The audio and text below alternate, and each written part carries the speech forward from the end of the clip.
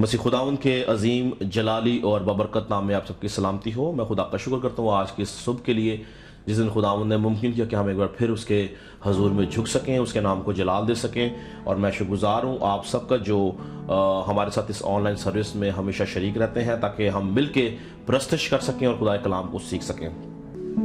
हम बगैर वक्त ज़ाया किए आज कलाम की तरफ चलेंगे और आज हम कलाम मुकद्दस में से सीखेंगे, हम देखेंगे कि यीशु मसीह के जी उठने के बाद 40 दिन तक यीशु मसीह इस जमीन के ऊपर रहा और इस जमीन पे वो खुदा की बादशाहत की मुनादी करता रहा। तो आज हम कलाम मुकद्दस में से देखेंगे कि क्यों वो 40 दिन रहा, क्यों वो 10 दिन क्यों नहीं रहा, 2 दिन क्यों नहीं रहा, 5 दिन क्यों नहीं रहा, 100 दिन क्यों नहीं रहा, 40 दिन क्यों रहा। 40 दिन रहने का मकसद सीखेंगे। और दूसरी बात जो अहम है वो हम ये देखेंगे कि जो 40 दिन रहा क्यों, यानी 40 दिन का पर्पस और 40 दिन रहने का पर्पस। तो ये दो चीजें, दो बातें आज हम कलाम मुकद्दस में सीखेंगे। मेरे साथ मिलकर निकालिए मुकद्दस लूका की मार्फत लिखी गई अमाल की किताब, उसका पहला बाब और उसकी 3री आयत में आपके सामने कलाम मुकद्दस में से पढ़ूंगा। लूका की मार्फत लिखी गई अमाल की किताब और उसका पहला बाब और उसकी 3री आयत में यूं मरकूम है, लिखा है, उसने दुख सहने के बाद बहुत से सबूतों से अपने आप को उन पर जाहिर भी किया, चुनांचे वो 40 दिन तक उन्हें नजर आता और खुदा की बादशाही की बातें कहता रहा। तो आज हम कलाम मुकद्दस में से देखेंगे कि क्या वजह थी कि यीशु मसीह जी उठने के बाद फौरन आसमान पे क्यों नहीं गया। क्या वजह थी कि वो 40 दिन तक इस रूए जमीन के ऊपर रहा, 40 दिन तक वो खुदा की बादशाहत की मुनादी करता रहा, 40 दिन तक वो उनके बीच में मौजज़ात करता रहा। जबकि अगर हम कलाम मुकद्दस का अनाजील अरबा का मुताला करें तो हम देखते हैं कि जिस मकसद के लिए यीशु मसीह इस दुनिया में भेजा गया था वो मकसद पूरा हो चुका था। और वो मकसद क्या था? वो मकसद था नस्ल इंसानी की मारूसी गुनाह से रिहाई, छुटकारा और उसके साथ साथ गुनाह से रिहाई, मौत से रिहाई और अबलीस पे फतह पाना। तो यीशु मसीह ने अपनी सलीब के वसीला से और उसके बाद जी उठने के वसीला से यीशु मसीह ने कब्र पे, मौत पे, अबलीस पे और गुनाह पे फतह पाई। लेकिन उसके बावजूद जब वो जी उठा है तो 40 दिन तक हमें वो रूए जमीन के ऊपर नजर आता है। तो क्या जरूरत थी कि वो 40 दिन के बाद भी मौजज़ात करता? जरूरत थी कि वो 40 दिन के बाद भी खुदा की बादशाहत की मुनादी करता? तो क्या वजह थी? ये दो बातों को हम आज कलाम मुकद्दस में से सीखेंगे कि क्यों यीशु मसीह ने जी उठने के बाद 40 दिन जमीन के ऊपर गुजारे और मुख्तलिफ लोगों को नजर आता रहा, उनमें मौजज़ात करता रहा और उनके अंदर खुदा की बादशाह की मुनादी करता रहा। तो याद रखेंगे, सबसे पहले हम देखेंगे कि 40 दिन ही क्यों थे, यीशु मसीह इससे ज्यादा दिन क्यों नहीं रहा, और 40 का अदद कलाम मुकद्दस के अंदर क्या मायने रखता है। 40 का अदद कलाम मुकद्दस के अंदर क्या मायने रखता है। तो याद रखें कि बाइबल मुकद्दस के अंदर जितने भी अदद हैं, जितने भी नंबर्स हैं, उनकी मुख्तलिफ तौर से उनकी अहमियत पाई जाती है। हर नंबर का अपना मायने है। जिस तरह नंबर 1 जो है वो खुदा को जाहिर करता है, खुदा की वहदियत को जाहिर करता है, उसकी वननेस को शो करता है। नंबर 3 जो है वो तसलीस को जाहिर करता है। नंबर 6 जो है वो इंसान को जाहिर करता है, क्योंकि इंसान जो है वो 6ठे दिन बनाया गया, तो नंबर 6 जो है वो इंसान को जाहिर करता है। नंबर 7 जो है वो कामलियत का अदद है। कंप्लीशन का अदद है, कंप्लीटनेस का अदद है, परफेक्शन का अदद है। नंबर 7, इस दिन खुदा ने सारा काम मुकम्मल करने के बाद आराम किया। यह खुदा के आराम का दिन है। इस अदद को कंप्लीशन या कंप्लीटनेस या परफेक्शन का नंबर जो है वो बोला जाता है। नंबर 8 जो है वो यीशु मसीह को जाहिर करता है, यानी कामलियत से ऊपर, मोर देन परफेक्शन। यीशु मसीह का जो अदद है वो 8 है। 8वें दिन उसका खतना हुआ और 8वें दिन ही वो मुर्दों में से जी उठा। तीसरे दिन तो हमें बाइबल कहते हैं ना कि तीसरे दिन वो मुर्दों में से जी उठा, लेकिन अगर आप उसको गौर से पढ़े तो लिखा कि वो हफ्ते के पहले रोज। तो एक हफ्ते में कितने दिन होते हैं? 7 दिन होते हैं। तो अगले हफ्ते के पहले रोज, यानी कि 7 दिन वो, और पहला जो अगले हफ्ते का जो पहला दिन था जिस दिन वो जी उठा, तो 8वां दिन हो। तो 8वें दिन वो जी उठा, यानी महीने या कह लो या 2 हफ्ते का 8वें दिन आप कह लें, लेकिन गो मरने के तीसरे दिन वो जी उठा, लेकिन कैलकुलेशन के ऊपर वो 8वां दिन बनता है। 8वें दिन वो जी उठा। फिर इसके अलावा जो 8 का अदद है, इसको शुरुआत का, नई शुरुआत का अदद भी बोला जाता है। किसी चीज की नई दोबारा से इब्तिदा करने का नंबर भी इसको बोला जाता है। अगर आप तूफान नू को देखें तो नू का तूफान जब खत्म होने के बाद जो नू था उसने कबूतरी को जब उड़ाया, तो वहां पे लिखा है कि उसने 7 दिन ठहर कर, यानी 8वें दिन उसने कबूतरी को उड़ाया, और लिखा कि वो कबूतरी जो थी अपने मुंह में जैतून के दरख्त की पत्ती लेके आई, जिससे नू को यह पता चला कि जमीन के ऊपर पानी कम हो गया है, और लिखा कि उसने जो कश्ती थी उसकी छत को खोला। ये एक नई इब्तिदा को भी जाहिर करता है, यानी नए आगाज को ये जाहिर करता है।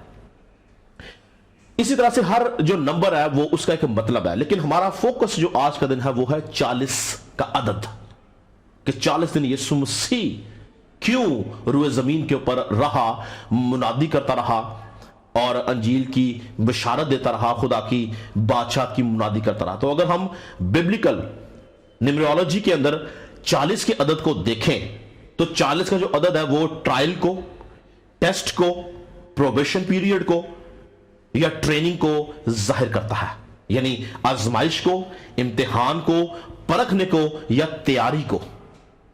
40 का जो अदद है, मैं रिपीट करूंगा, कलाम मुकद्दस के अंदर बिब्लिकल पॉइंट ऑफ व्यू से जो इसके मायने है वो है ट्रायल, टेस्ट, प्रोबेशन या ट्रेनिंग, यानी आजमाइश, इम्तिहान, परखा जाना या तैयारी का अदद ये माना जाता है। कलाम मुकद्दस के अंदर 40 का जो अदद है ये 146 बार 146 टाइम जो है ये इस्तेमाल हुआ है, और ये नंबर, ये अदद कब इस्तेमाल हुआ है? जब कभी खुदा ने किसी को किसी बड़े काम के लिए तैयार करना होता था, तो उसकी तैयारी के अंदर या उसकी आजमाइश के अंदर ये अदद हमें नजर आता है। कलाम मुकद्दस के अंदर ये अदद आपको 40 का जो है ये 40 साल में भी नजर आएगा, 40 दिन में भी नजर आएगा, 40 महीनों में भी नजर आएगा, लेकिन ये 40 का अदद जो है वो जरूर हमें नजर आता है। और इसका जो मकसद हमेशा से रहा है, खुदा ने जब कभी किसी को अपने किसी काम के लिए तैयार किया है तो उस तैयारी के अंदर ये हमें 40 का अदद नजर आया हमेशा। बहुत सारे वाकयात हमें कलाम मुकद्दस में नजर आते हैं, लेकिन हम चंद वाकयात को मुख्तसर तौर पर देखेंगे कि नू का तूफान जो था वो 40 दिन का था। 40 दिन और 40 रात जो है वो बारिश होती रही, और इस 40 दिनों के अंदर खुदा ने दुनिया को खत्म किया, और उसी 40 दिन के अंदर कश्ती में खुदा ने नू को तैयार किया ताकि वो एक नई जिंदगी का आगाज कर सके, एक नई दुनिया का आगाज कर सके। फिर उसके बाद हम देखते हैं मूसा की जो उम्र थी वो 120 साल थी, जिसको 3 पे डिवाइड किया गया है। 40 साल उसने बादशाह के महल में गुजारे, जहां पे खुदा ने उसको मिस्र के अलूम सिखाए, मिस्र का जादू सिखाया, मिस्र की तालीम सिखाई, ताकि खुदा जानता था कि इसने एक बहुत बड़ी कौम को लीड करना है, इसने बहुत बड़ी कौम को लेकर चलना है। अगर उसके पास इल्म नहीं होगा तो वो कौम बनी इसराइल को लीड नहीं कर सकेगा। अगले 40 साल, पहले 40 साल उसके बादशाह के महल में, अगले 40 साल उसके मदियान में थे, जहां पे खुदा ने उसको ट्रेनिंग दी, खुदा ने उसको एक चरवाहे का दिल दिया, उसको भेड़ों की पालना करनी सिखाई कि किस तरह से वो एक भेड़ों का चरवाहा बन सकता है। क्योंकि जब कौम बनी इसराइल को लेकर निकला गया तो मूसा एक चरवाहे की मानिंद उनके आगे आगे था और कौम बनी इसराइल मूसा के पीछे भेड़ों की मानिंद थे। जहां पे मूसा उनको लेके जाता उसके पीछे पीछे चलते। खुदा ने 40 साल मदियान में उसको एक चरवाहे की ट्रेनिंग दी और अगले 40 साल जो थे उसने कौम बनी इसराइल का पेशवा के तौर पर उनकी रहनुमाई की, उनको लेके चला और जो कुछ इन 80 सालों में खुदा ने सिखाया था उसको अमली जामा बनाया गया।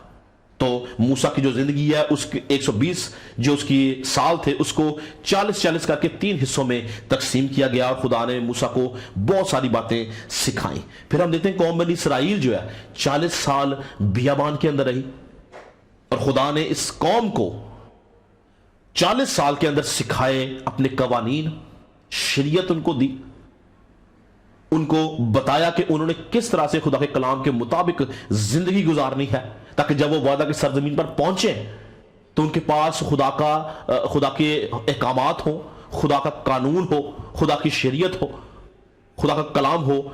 और 40 साल के अंदर खुदा ने इस कौम को बहुत कुछ सिखाया। फिर जब कौम बनी इसराइल वादा की सरजमीन पे आ गए तो वहां पे हम देखते हैं कि इस कौम के अंदर 3 बड़े और कामयाब बादशाह गुजरे जिसमें साउल था, दाऊद था और सुलेमान था। अगर आप सैमुएल की किताबों का मुताला करें और तवारीख की किताब का मुताला करें तो आपको पता चलेगा कि इन तीनों बादशाहों ने 40-40 साल बड़ी कामयाबी के साथ जो है वो हुकूमत की कौम बनी इसराइल के ऊपर। फिर काजियों का जब दौर चला तो काजी जितने भी गुजरे, अगर आप कज़ात की किताब देखें तो आपको पता चलेगा जितने काजी गुजरे उन्होंने 40-40 साल जो था वो कौम बनी इसराइल की के ऊपर हुकूमत की और उनके फैसले करते रहे। फिर हम देखते हैं एलिया जो था, एलिया ने 40 दिन का रोजा रखा और इस रोजे के अंदर खुदा ने उसको तैयार किस काम के लिए किया कि वो कौम बनी इसराइल के लिए बादशाह जो कि नमसी का बेटा यहू था उसको मसा करे और अलीशा बिन सफात को मसा करे। उसको नमसी के बेटे यहू को उसने इसलिए मसा किया कि वो कौम बनी इसराइल का बादशाह बने और अलीशा को उसने इसलिए मसा किया ताकि वो उसकी जगह पे कौम बनी इसराइल के अंदर नबी बने। लेकिन उससे पहले उसने 40 दिन का रोजा रखा, खुदा ने उसको तैयार किया। फिर हम देखते हैं यूना ने 40 दिन नैनवा शहर के अंदर जो था वो कलाम की खिदमत की और 40 दिन के अंदर खुदा ने नैनवा के लोगों को तैयार किया ताकि वो उस बड़ी हलाकत से बचे। और जब उन्होंने बादशाह से लेकर फकीर तक उन्होंने अपने सर पे खाक डाली, टाट उड़ा, तो इस 40 दिन के अंदर जो उनको तैयारी की गई थी यूना के वसीला से खुदा ने उन सबको बचा लिया। फिर हम देखते हैं दाऊद इससे पहले कि जाति जूलियत से लड़ता, खुदा ने 40 दिन तक दाऊद को ट्रेंड किया, दाऊद को तैयार किया ताकि जब वो जाति जूलियत से जो कि अबलीस को जाहिर करता है लड़े तो वो फतहमंद हो। एक हवाला मैं चाहता हूं हम ये पढ़ लें, पहला सैमुएल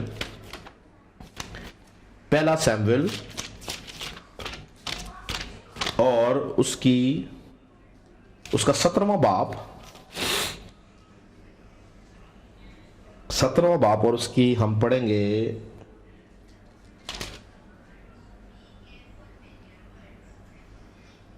17 बाप की हम पढ़ेंगे 15वीं आयत से। 15वीं आयत से मेरे साथ देखिएगा, पहला सैमुएल 17 बाप उसकी 15 से 16 आयत। और दाऊद बैतलहम में अपने बाप की भेड़ बकरियां चराने को साउल के पास आया जाया करता था और वो फलस्ती, ये किसकी बात हो रही है? जाति जूलियत की, सुबह और शाम नजदीक आता और 40 दिन तक निकल कर आता रहा। तो ये 40 दिन तक जाति जूलियत जो था ये जिंदा खुदा के जो लोग थे, कौम बनी इसराइल जो थी, उनकी फौजों को ललकारता रहा मगर कोई शख्स उनके सामने न गया। मगर इन 40 दिनों में खुदा ने दाऊद को तैयार किया ताकि वो ये जंग लड़ सके और खुदा ने उसको फतह बख्शी। اور بہت ساری مثالیں ہمیں کلام مقدس میں ملتی ہے، لیکن ہم مختصر طور پر دیکھیں کہ پھر یسوع مسیح کو ہم دیکھتے ہیں کہ یسوع مسیح 40 دن تک ابلیس کے ہاتھ سے آزمایا گیا۔ اس سے پہلے کہ یسوع مسیح اپنی زمینی خدمت کا آغاز کرے، 40 دن کا عرصہ ہمیں نظر آتا ہے۔ آپ سب کو پتا ہے، ہم حوالہ نہیں پڑھیں گے، کہ 40 دن یسوع مسیح آزمایا گیا، اور انہی 40 دنوں میں یسوع مسیح نے 40 دن کا روزہ بھی رکھا، اور 40 دن آزمانے کے بعد یسوع مسیح جب آیا، اسے اپنی خدمت کا آغاز کیا، اور بائبل مقدس میں ہمیں اس کے 37 سے 40 معجزات نظر آتے ہیں۔ اور پھر زمینی خدمت کے بعد جو 3.5 سال اس نے کی، جب وہ میرے اور آپ کے گناہوں کی خاطر موا، دفن ہوا، اور تیسرے دن مردوں میں سے جی اٹھا، تو اس کے بعد پھر 40 دن کا عرصہ جو ہم نے اعمال کی کتاب پہلے باب کی 30 آیتیں پڑھا کہ 40 دن تک وہ زمین کے اوپر خدا کی بادشاہت کی منادی کرتا رہا۔ تو یاد رکھیں کہ یہ 40 کا عدد جو ہے یہ اپنے اندر بڑے گہرے معنی رکھتا ہے، اور جب کبھی خدا نے کسی کو بھی کسی کام کے لیے تیار کیا ہے تو اس کی زندگی میں 40 کا عدد ضرور رہا ہے، جو کہ امتحان کو، آزمائش کو، تیاری کو ظاہر کرتا ہے۔ تو ہم دیکھیں گے کہ 40 دن کا ہم نے معنی دیکھ لیے۔ اب ہم دیکھیں گے کہ یہ 40 دن میں یسوع مسیح نے کیا کیا، اور کیوں 40 دن کے لیے وہ زمین کے اوپر رہا، کیوں وہ پہلے دن، دوسرے دن، تیسرے دن چلا گیا، یہ کس کی تیاری کے لیے یسوع مسیح اس زمین کے اوپر رہا، کس کو تیار کیا یسوع مسیح نے؟ تو یاد رکھیں کہ یسوع مسیح نے اس 40 دن کے اندر اپنے لیے اپنی دلہن کو، کلیسیا کو تیار کیا، اکوپ کیا۔ اور اگر ہم دوبارہ سے اپنی مرکزی آیت کو دیکھیں تو اب آپ کو سمجھ آئے گی، لکھا ہے کہ اس نے دکھ سہنے کے بعد بہت سے ثبوتوں سے، اب یہ ثبوت کیوں دے رہا ہے یسوع مسیح، اس کے ہم معنی دیکھیں گے کیوں، بہت سے ثبوتوں سے اپنے آپ کو ان پر زندہ ظاہر بھی کیا۔ ثبوتوں سے پہلی بات زندہ ظاہر کیا، اور 40 دن تک انہیں نظر آتا رہا۔ تو ہم دیکھیں گے کہ اس کیوں ثبوتوں سے اپنے آپ کو اس نے ان کے اوپر زندہ ظاہر کیا۔ تو یاد رکھیں کہ سب سے پہلی بات یہ ہے کہ خدا یسوع مسیح جب زندہ تھا، مصلوب نہیں ہوا تھا، تو اس کی سب سے بڑی مخالفت یہ تھی کہ وہ اپنے آپ کو قوم بنی اسرائیل کے مطابق وہ اپنے آپ کو خدا کا بیٹا کہتا تھا، خدا کی جگہ پہ رکھتا تھا، اپنے آپ کہتا کہ میں خدا میں باپ میں سے نکلا ہوں، میں اور باپ ایک ہیں، باپ مجھ سے محبت رکھتا ہے۔ تو وہ ڈائریکٹ براہ راست خدا باپ کے ساتھ اپنا ایک رشتہ، ایک کنیکشن ظاہر کرتا تھا، جو اس کی سب سے بڑی مخالفت تھی۔ اور جو کچھ وہ کرتا تھا کلام مقدس کی روشنی میں کرتا تھا، کوئی کام کلام سے باہر نہیں کرتا تھا، اور بڑی قدرت کے ساتھ وہ کلام اور کام کرتا تھا۔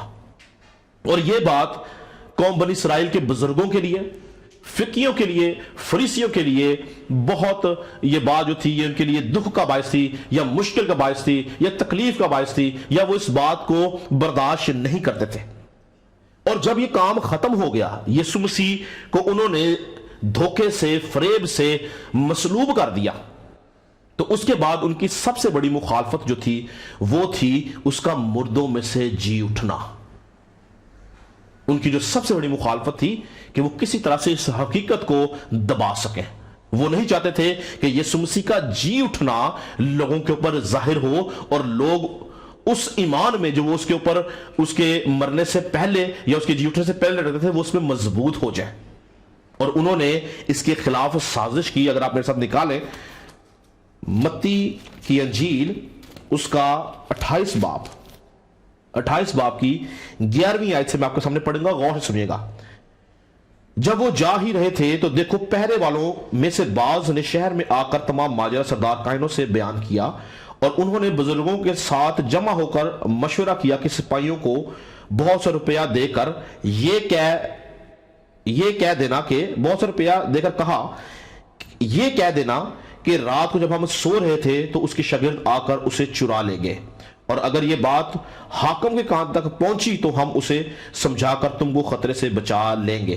پس انہوں نے روپیہ لے کر جیسا سکھایا گیا تھا ویسے ہی کیا، اور یہ بات آج تک یہودیوں میں مشہور ہے۔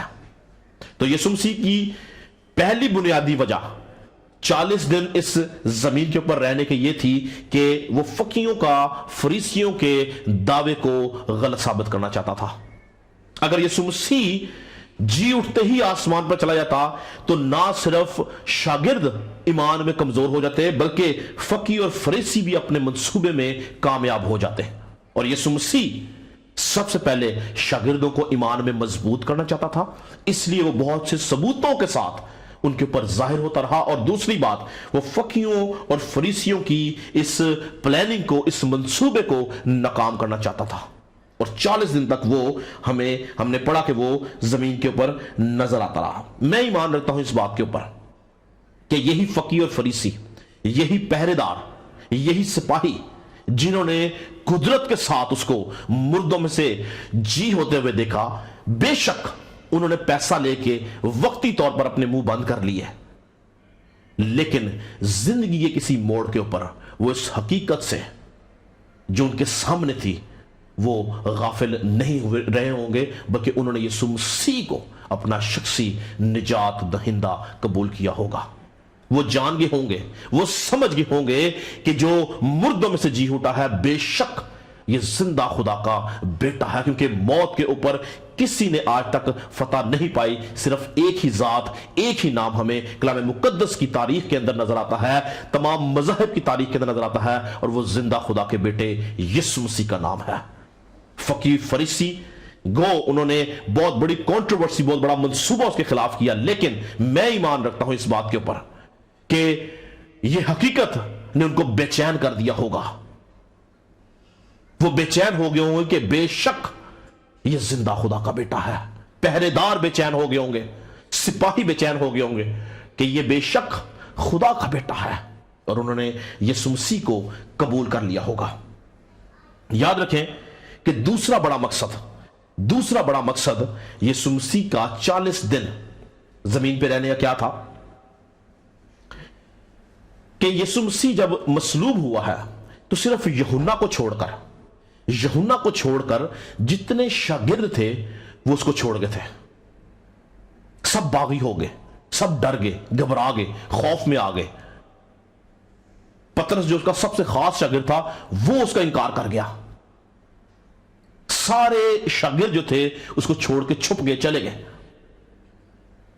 क्योंकि शागिर्दों के नजदीक ख्रिस्तस मसीहा या जो उनका बचाने वाला था उसको हलाक या कत्ल नहीं किया जा सकता था। उनके नजदीक ख्रिस्तस जो था या मसीहा जो था उसने उनको दूसरी कौमों से छुड़ाना था, उसने उनका बादशाह होना था।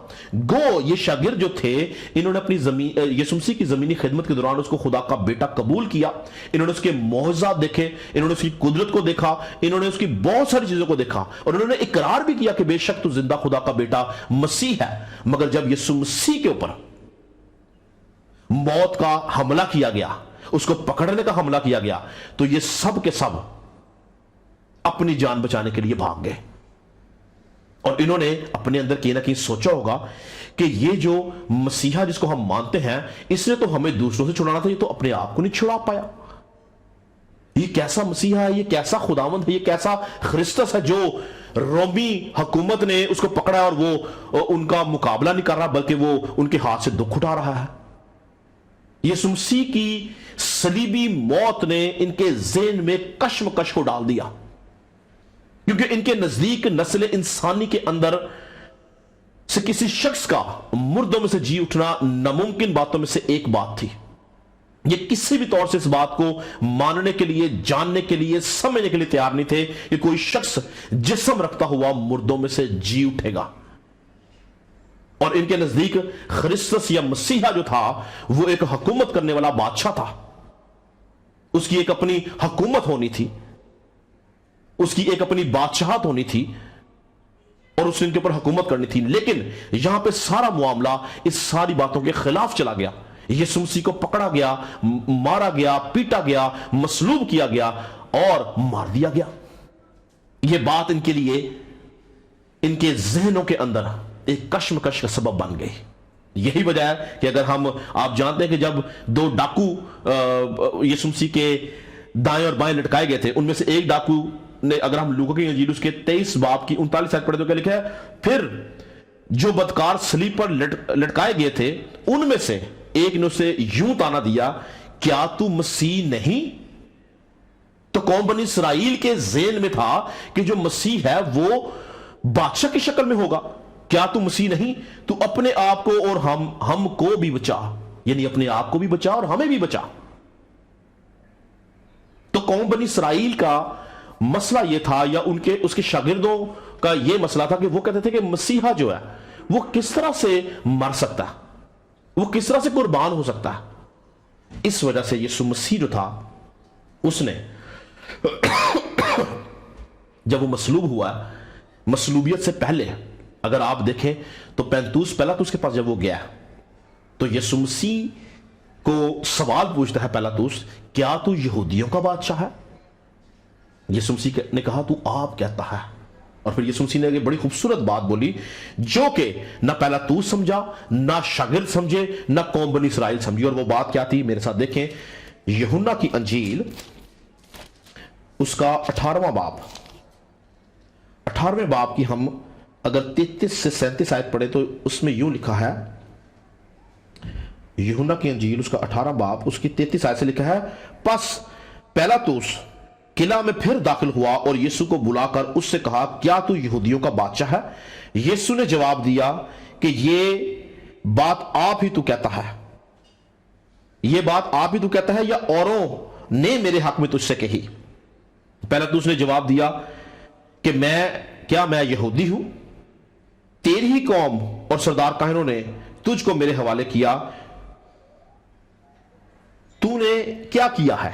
अब वो उसको पूछता क्या है कि तेरे लोगों ने यानी यहूदियों ने तुझे मेरे हवाले किया है, तूने क्या किया है? यीशु ने उसको बड़ा प्यारा जवाब दिया। सुने, यीशु ने जवाब दिया कि मेरी बादशाही इस दुनिया की नहीं, मेरी बादशाही इस दुनिया की नहीं। यीशु मसीह उसको बताना चाह रहा है कि मैं ही मसीह हूं, मैं ही ख्रिस्तस हूं, मैं ही बादशाह हूं, पर मेरी बादशाही इस दुनिया की नहीं। अगर मेरी बादशाही दुनिया की होती तो मेरे खादम लड़ते ताकि मैं यहूदियों के हवाला ना किया जाता, मगर अब मेरी बादशाही यहां की नहीं।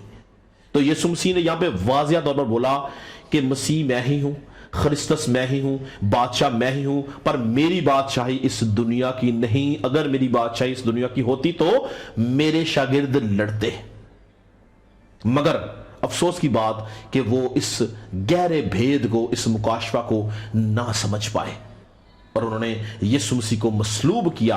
और यीशु मसीह जब मुर्दों में से जी उठा तो यीशु मसीह इन 40 दिनों में उनकी इस कश्मकश को, उनकी इस पहेली को, उनकी इस गलत फहमी को, उनकी इस दो दिली को सुधारने के लिए मुख्तलिफ तरह से मुख्तलिफ सबूतों के साथ उनके ऊपर जाहिर होता रहा। और लिखा है जिंदा अपने आप को उनके ऊपर जाहिर किया ताकि खुदावंद यीशु मसीह ये बचा सके कि मैं ही खुदावंद हूं, मैं ही मसीहा हूं, मैं ही ख्रिस्तस हूं, मैं ही बादशाह हूं और मेरी बादशाह इस दुनिया की नहीं बल्कि दूसरे जहान की है। और फिर इसका इंपैक्ट क्या आया कि वही शागिर्द जो उससे बागी हो चुके थे, वही शागिर्द जो बरगश्ता हो चुके थे, वापस अपनी उस जगह पे आए और उन्होंने खिदमत का आगाज किया। और फिर कुछ खास काम यीशु मसीह ने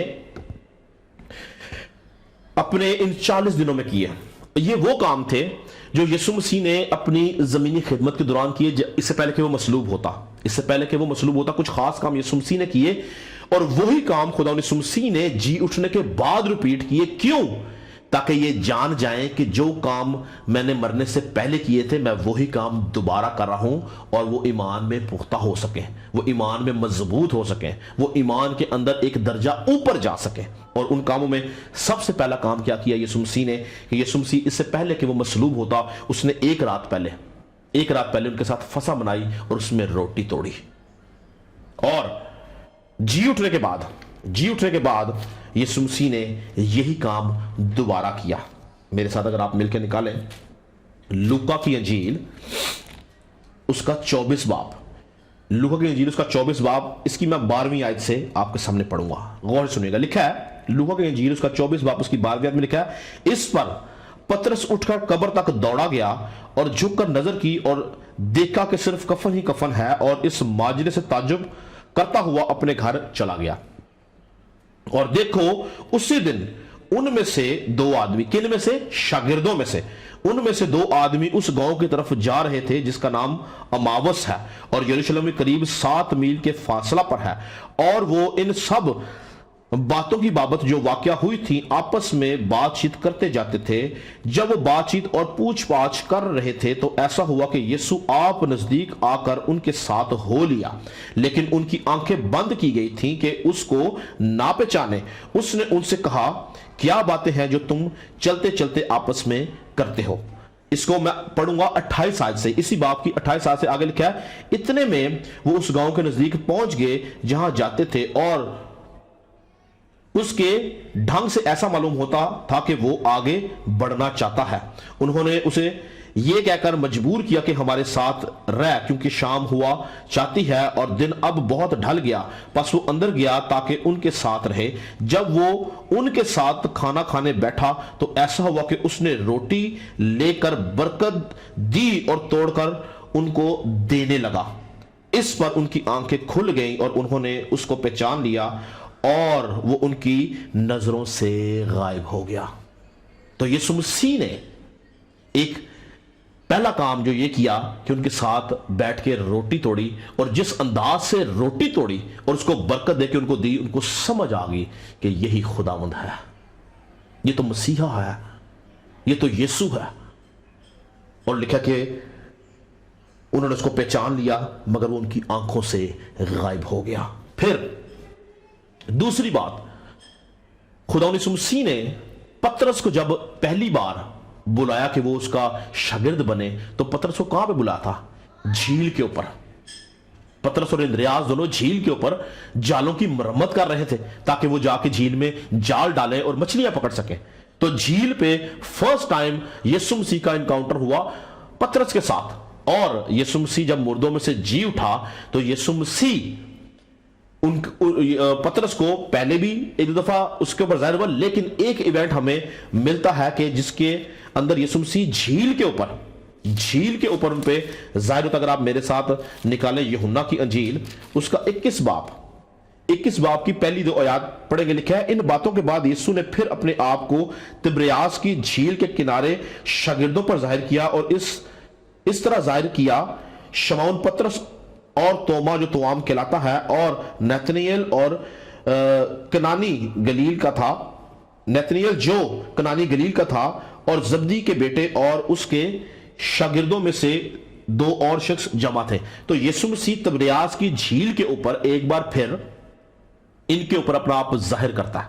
और अगर आप इस बाब को पूरा पढ़े तो आपको समझ आएगी कि यीशु मसीह का मकसद क्या था। यीशु मसीह का मकसद यह था कि पतरस जो कि उसका इनकार कर चुका था, उसके इनकार को इकरार में बदले। और यीशु मसीह जब उसके ऊपर दोबारा से झील पर जाहिर होता है और लिखा है कि उन्होंने उसको ना पहचाना, और यीशु मसीह ने उनको बोला कि दाईं तरफ जाल डालो, और जब उन्होंने दाईं तरफ जाल डाला और उसमें मछलियां आई तो लिखा कि पतरस जो था वो समझ गया कि ये तो यीशु मसीह है, और लिखा कि वो दौड़ा उसकी तरफ कि उसको मिल सके। और फिर आगे अगर हम थोड़ा सा पढ़े तो हम इसमें देखते हैं कि यीशु मसीह जो है, यीशु मसीह पतरस से जो उसका इनकार कर चुका था उसको दोबारा से इकरार कराता है कि बेशक मैं ही मसीहा हूं, मैं ही खुदावंद हूं। अगर आप इस बाब को पूरा पढ़ लें, 21 बाब को अगर आप पूरा पढ़ें तो आपको समझ आ जाएगी कि यीशु मसीह ने उसके इनकार को इकरार में बदला।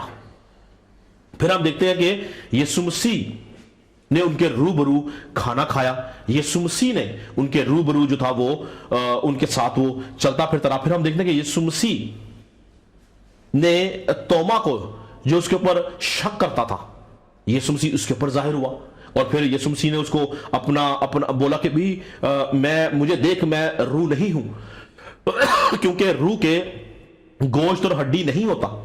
और यीशु मसीह ने अपने हाथ उसको दिखाए, और फिर यीशु मसीह के जो भाई थे इन्हीं 40 दिनों में वो उसके ऊपर ईमान लेके आए। پھر ایک خاص شخص جو کہ صوبیدار تھا. اگر آپ میرے ساتھ جلدی سے ایک حوالہ نکالیں مرکز کی انجیل اس کا 15واں باب.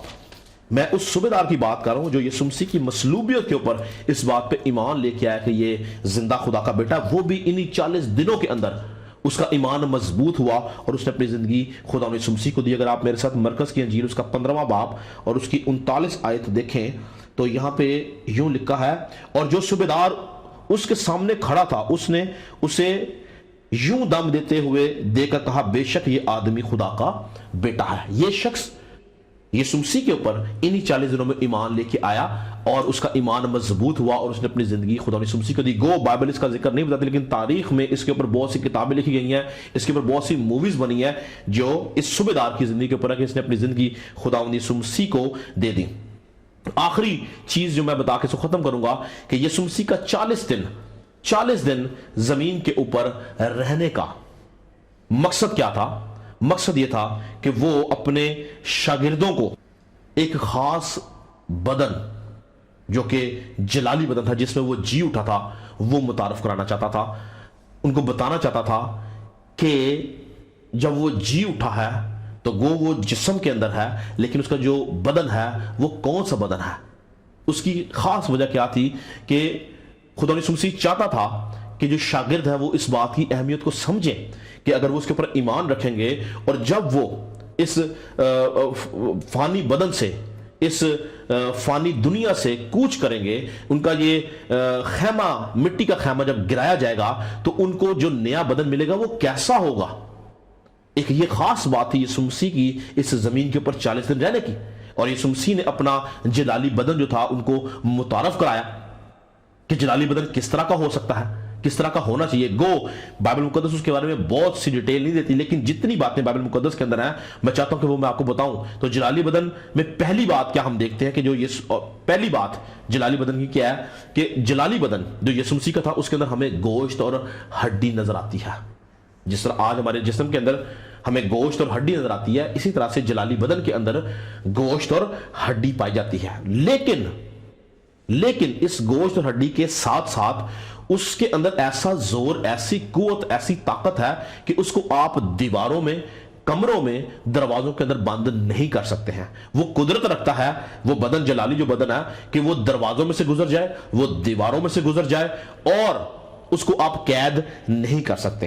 اگر ہم جلدی سے ایک حوالہ نکالیں یوحنا کی انجیل اس کا 20 باب اور اس کی ہم پڑھیں گے 19 آیت سے,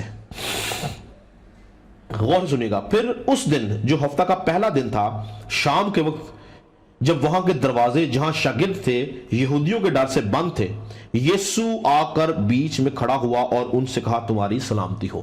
تو یہاں پہ ہم دیکھتے ہیں کہ دروازے بند ہیں, یسوع مسیح پھر بھی اس دروازے میں سے گزر آیا اور ان کے بیچ میں آئے کھڑا ہو گیا. اس کا مطلب ہے کہ جلالی بدن جو ہے وہ ایسی قوت رکھتا ہے کہ اس کو آپ دروازوں میں, دیواروں میں قید نہیں کر سکتے ہو. دوسری بات یہ ایک ایسی نایاب تخلیق ہے جس کا مالک یسوع مسیح بذات خود ہے, اور آج کی تاریخ تک جلالی بدن صرف اور صرف یسوع مسیح کے پاس ہے اور کسی کو جلالی بدن نہیں دیا گیا. لیکن میرے لیے اور آپ کے لیے خوشی کی بات ہے, ہمارے پاس امید کیا ہے کہ جب ہم اس دنیا سے, اس فانی بدن سے ہم کوچ کریں گے اور یسوع مسیح جب اپنی دوسری آمد میں بادلوں کے اوپر آئے گا تو ہم اسی بدن میں جو یسوع مسیح کے پاس ہے جلالی بدن, ہم انہی بدنوں میں اڑ کر اس کا استقبال کریں گے اور یہی بدن جو ہمیں ملیں گے ہم اسی بدن کے ساتھ آسمان کی بادشاہت کے اندر داخل ہوں گے. تیسری بات اس بدن کے اندر ایک ایسی قوت ہے کہ یہ غائب ہو جاتا ہے, کہیں بھی غائب ہو جاتا ہے اور کہیں بھی ظاہر ہو جاتا ہے.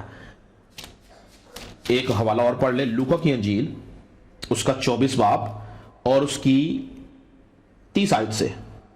30 آیت میں لکھا ہے, جب وہ ان کے ساتھ کھانا کھانے بیٹھا تو ایسا ہوا کہ اس نے روٹی لے کر برکت دی اور توڑ کر ان کو دینے لگا. اس پر ان کی آنکھیں کھل گئیں اور انہوں نے اس کو پہچان لیا اور وہ ان کی نظروں سے غائب ہو گیا. تو یسوع مسیح جو ہے یہ وہی واقعہ جو بھی ہم نے پڑھا تھا, جو اماوس کی راہ پر جو لوگ چل رہے تھے, اس کے جو شاگرد تھے, ان کے ساتھ جب بیٹھا ہے اور ان کو روٹی دی ہے تو لکھا کہ وہ ان کی نظروں سے غائب ہو گئے. اس کا مطلب ہے کہ جو جلالی بدن ہے وہ غائب بھی ہو سکتا ہے اور وہ کسی جگہ پہ بھی ظاہر ہو سکتا ہے. وہ بہت جلدی جو ہے وہ فاصلے طے کر سکتا ہے, وہ کہیں بھی پہنچ سکتا ہے. چوتھی اور آخری بات یہ ہے کہ جلالی بدن جو ہے, جب آپ کو جلالی بدن ملے گا, یا جب یسوع مسیح کو جلالی بدن ملا, تو بائبل اس کے بارے میں نہیں, لیکن یہ تصور کیا جاتا ہے, مختلف جو بائبل کے مفکرین ہیں, بیبلیکل جو تھیولوجنز ہیں, ان کا یہ ماننا ہے کہ یہ آپ کو آپ کی یوتھ میں لے جاتا ہے, یعنی آپ کی جوانی میں یا آپ کے لڑکپن میں لے جاتا ہے. کیوں, کس طرح سے ہمیں اس کا ایویڈنس تو میں نہیں بولوں گا, لیکن ہم اس کو کس طرح سے اس بات کو ہم دیکھ سکتے ہیں کہ یسوع مسیح جب جی اٹھا ہے تو وہاں پہ مریم یسوع مسیح کے لیے رو رہی ہے. تو لکھا ہے کہ یسوع مسیح نے اسے پوچھا کہ تو کیوں روتی ہے. اگر میرے ساتھ آپ نکالیں یوحنا کی انجیل, غور سے سنیے گا, یوحنا کی انجیل اس کا 20 باب کی آپ میرے ساتھ دیکھیں 11ویں آیت.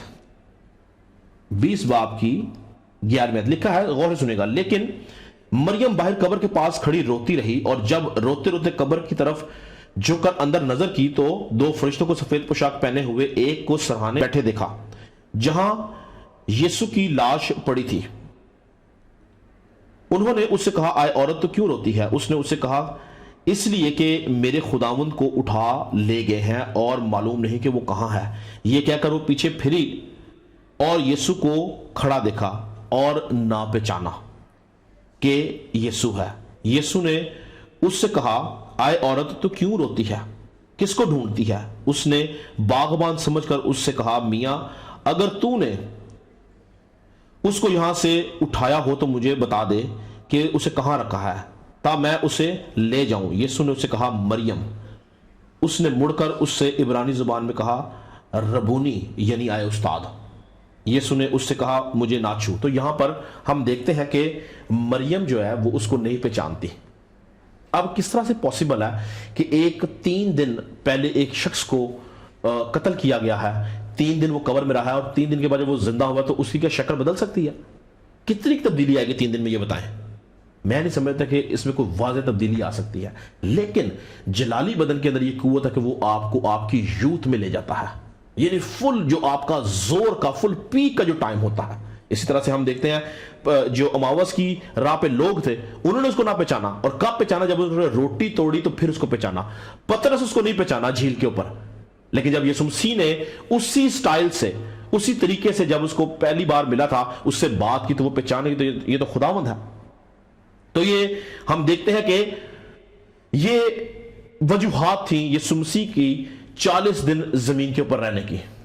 یاد رکھیں کہ یسوع مسیح اگر 40 دن تک زمین کے اوپر نہ رہتا تو اس کے شاگرد پراگندہ ہو جاتے, ایمان سے ہٹ جاتے, فقی فریسی کامیاب ہو جاتے.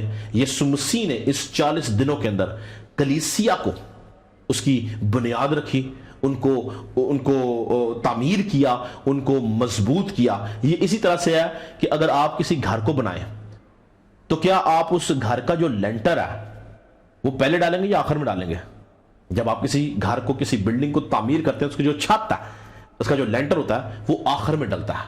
40 دن میں خدا یسوع مسیح نے لینٹر کا کام کیا, جو بنیاد رکھی تھی اس کو مکمل کیا, چھت ڈال کے ان کے ایمان کو مضبوط کر دیا, تاکہ جب 10 دن کے بعد, یعنی 50ویں دن, اس کے جی اٹھنے کے 50ویں دن کے بعد, جو کہ عید پینتیکوست کا دن تھا, روح القدس آئے تو وہ آ کے اس گھر میں رہ سکے, جو کہ کلیسیا تھی, مسیح کا بدن تھا. اور یہی وجہ تھی کہ یسوع مسیح کے اس 40 دن کی محنت کہہ لیں, یا اس 40 دن کا جو ٹینیور کہہ لیں, جس میں یسوع مسیح اپنے شاگردوں کے اوپر ظاہر ہوتا رہا, مختلف ثبوتوں کے ساتھ ان کے اوپر اپنے آپ کو ظاہر کرتا رہا, اس کے اثرات یہ ملے کہ جتنے شاگرد جو تھے, جو اس کو چھوڑ کر چلے گئے تھے, وہ سب واپس آئے, ان کا ایمان مضبوط ہوا. اور وہی پترس جو اس کا انکار کر چکا تھا, وہی فقیوں فریسیوں کے سامنے دلیری کے ساتھ اس کے مرنے کی اور اس کے جی اٹھنے کی منادی کرنے لگا. اس کے سائے سے لوگ شفا پانے لگے. توما جو کہ شک کرتا تھا، تاریخ یہ بتاتی ہے کہ وہ انڈیا تک منادی کرنے آیا. سارے شاگرد اپنے اپنے علاقوں میں گئے اور انہوں نے انجیل کی منادی کی. کیوں؟ ان 40 دنوں میں یسوع مسیح نے ان کو دوبارہ سے ایمان میں اکوپ کیا تاکہ وہ خدا کی بادشاہت کی کو وسعت دے سکیں. آج خدا کا خادم ہوتا ہوا میں آپ کو اس بات کی آگاہی کرنا چاہتا ہوں، آپ کو بتانا چاہتا ہوں کہ جو کام یسوع مسیح نے ان 40 دنوں میں کیا ہے وہ کیا تھا؟ اس نے خدا کی بادشاہت کی منادی کی. آج میرا اور آپ کا فرض ہے کہ جو کام یسوع مسیح شاگردوں کو سونپ گیا، ہم اس کے شاگرد ہوتے ہوئے، اس کے بھائی ہوتے ہوئے، ہم خدا کے بیٹے اور بیٹیاں ہوتے ہوئے ہمارا فرض ہے کہ ہم اس کام کو پورا کرتے جائیں جو یسوع مسیح نے چھوڑا ہے. ہمیں خدا کی بادشاہت کی وسعت کے لیے کام کرنا ہے، ہمیں انجیل کی منادی کرنی ہے، ہمیں بتیروں کو جو گناہ اور موت کے قبضہ میں ابھی تک ہیں ان کو چھڑا کے بادشاہت میں داخل کرنا ہے. اور سب سے بڑی بات، ہمیں ان کو بتانا ہے کہ یسوع مسیح زندہ ہے اور میرے اور آپ کے لیے وہ ہمیشہ خدا باپ کے حضور کھڑا رہتا ہے تاکہ وہ ہماری شفایت کر سکے. میں ایمان رکھتا ہوں کہ یسوع مسیح کے جی اٹھنے کی قدرت ہمارے بیچ میں ہے، جس کے وسیلہ سے ہم یہاں پہ خدا کے کلام کی منادی کرتے ہیں. خدا کا خادم ہوتا ہوا میں اس بات پہ ایمان رکھتا ہوں کہ وہی قدرت آپ کی زندگی میں کام کرنے والی ہے اور کرتی بھی ہے. خدا آپ سب کو اس کلام کے وسیلہ سے برکت دے. میں آپ سب کے لیے دعا کروں گا. خدا ہمارے آسمانی باپ، اپنے آپ کے لیے پوری کلیسیا کے لیے تیری برکت چاہتا ہوں. اور اے خدا یہ کلام، یہ بیج جو بویا گیا خدا یہ اس کی اہمیت کو سمجھیں اور جان جائیں کہ کیوں تو 40 دن جی اٹھنے کے بعد منادی کرتا رہا، خدا کی بادشاہت کی وسعت کے لیے کام کرتا رہا. اور ان سب پہ فضل کرنا کہ یہ بھی اسی کام کو کریں تاکہ اے خدا ان بتیروں کو اس آسمانی غلہ میں شامل کرنے کا سبب بنے. بتیروں کو آگ میں سے جھپٹ کر نکالنے والے ہوں، بتیروں کو ابلیس کے ہاتھ چھڑانے والے ہوں، بتیروں کو گناہ اور موت کی رسیوں سے چھڑانے والے ہوں. آج کے بعد اے خدا تیرے جی اٹھنے کی قدرت ان کی زندگیوں میں زور سے نازل ہو اور کام کرے اور یہ تیرے نام کو جلال دے سکے. تیرا خادم ہوتا ہوں ان سب کے لیے برکت کی دعا کرتا ہوں. ہم خدا ان کی سکھائی دعا میں شریک ہوں گے. آئے ہمارے باپ تو جو آسمان پر ہے، تیرا نام پاک مانا جائے، تیری بادشاہت آئے، تیری مرضی سے آسمان پوری ہوتی ہے زمین پر بھی ہو. ہمارے روز کی روٹی آج ہمیں دے، جس طرح ہم اپنے قرضداروں کو معاف کرتے ہیں تو ہمیں قرض میں معاف کر. میں آزمائش میں نہ ڈال بلکہ برائی سے بچا، کیونکہ بادشاہت، قدرت اور جلال ہمیشہ تیرے ہی ہیں. آمین. اب ہمارے خدا یسوع مسیح کا فضل، خدا باپ کی محبت، روح القدس کی رفاقت اور شراکت تمام ان گھرانوں کے ساتھ، ان لوگوں کے ساتھ جو آن لائن سروس میں موجود ہیں، اب سے ہمیشہ تک اسی طرح ہوتی رہے. خدا نے سب کو برکت دے جی. اور آنے والے ہفتے میں آپ سے ملاقات ہوگی. اس وقت تک کے لیے اجازت چاہتا ہوں. خدا آپ کے ساتھ ہوں.